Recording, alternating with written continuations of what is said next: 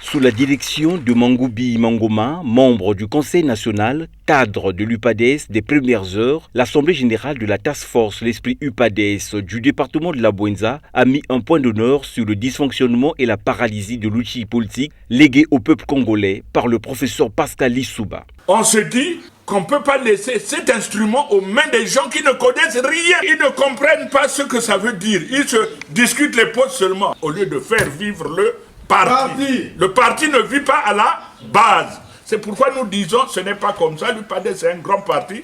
Il faut qu'il revive. Il faut qu'on mette fin à cette situation. Ce n'est pas un parti de quelqu'un, c'est le parti de tout le monde. Quand le premier secrétaire actuel a prostitué le parti jusqu'au gouvernement et quand il a dirigé le parti pendant 10 ans, nous demandons que nous allions à un congrès extraordinaire unitaire qui va ramener le parti dans toute sa force pour reconquérir le pouvoir. Ici, comme dans les autres fédérations UPADES, l'occasion a permis aux participants de lancer un message fort. Nous, cadres, militants et sympathisants du parti, membres de la Task Force L'Esprit UPADES, pour la reconquête et la réappropriation du parti de la Bouenza.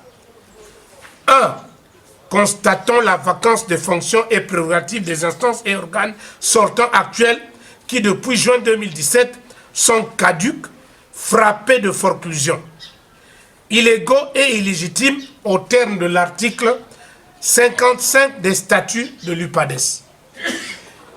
2.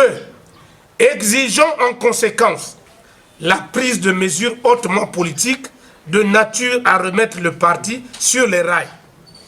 3.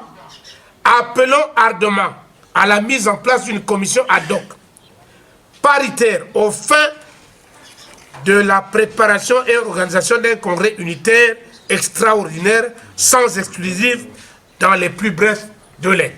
Tel un vent impétueux, l'esprit UPADES emporte tout ou presque sur son chemin. Ce vent politique semble rencontrer une forte adhésion des cadres, militants et sympathisants de la formation politique en vue, disent-ils, d'un renouveau.